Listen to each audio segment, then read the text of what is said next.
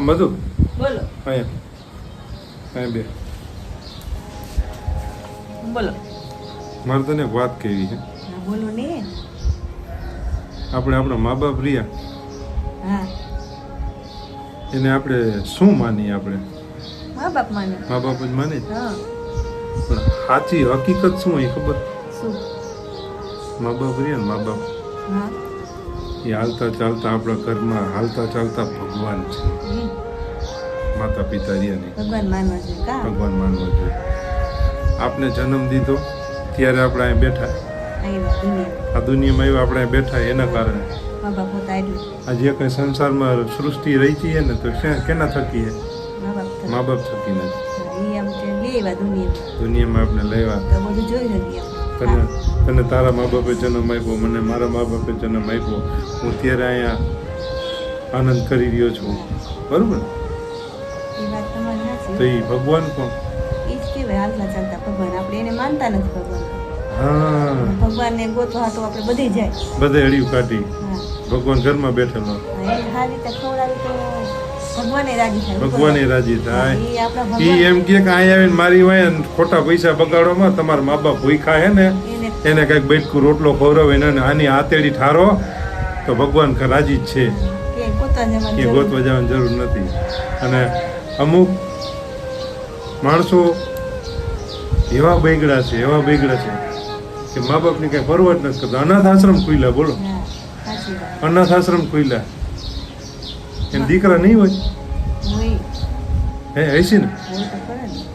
મા બાપ કેવી આશા રાખીને બેઠા, મારો દીકરો આવી જાવશે, કાલ આવશે, આવી જાવશે, કાલ મોટા થઈને મને સાચવશે. મોટા થઈને સાચવશે. હે ભગવાન મને દીકરો આપજે, હા, ભગવાન ભગવાન પાસે આપણે દીકરા જ માંગી. મને દીકરો આપજે. દીકરી ન માંગી, દીકરી ન માંગી આપણે. દીકરા જ માંગે. કારણ કે દીકરો આપણે સાચવે એમ. અને એક દી મને મોટો થઈને મારો સાચવશે, મને લાકડીનો ટેકો બનશે. અને અંતની ઘડીએ એનો સમય કેવો આવે મા બાપનો? ન્યા મરી જાય. આશ્રમમાં રહેતા હોય ન્યા બિચારા. રાહ જોતા હા, જોતા છોકરાઓની રાહ જોતા જોતા. મારો છોકરો આવશે, હા. ખાઈ જાવશે, કાલ આવશે. તોય કોઈ ન આવે લેવા. ખરેખર આ સમય કઈ બાજુ જઈ રહ્યો છે ને એનું કઈ ખબર જ નથી. અને બીજા નંબરમાં અત્યારે તો મારવા માંડ્યા છે મા બાપ મા બાપને. એવા વિડીયો આવે તમે જોવો ને, અમુક વિડીયો એલા એક માજી હોય હે મોટી ઉંમરના, એને એનો દીકરો પાટું મારે, લાતું મારે, એની વહુ મારે. કેવું કહેવાય હે?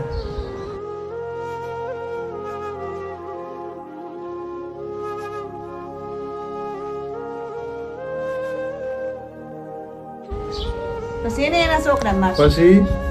પછી મા બાપ વયા જાય ને પછી ઘરમાં શું થાય ખબર?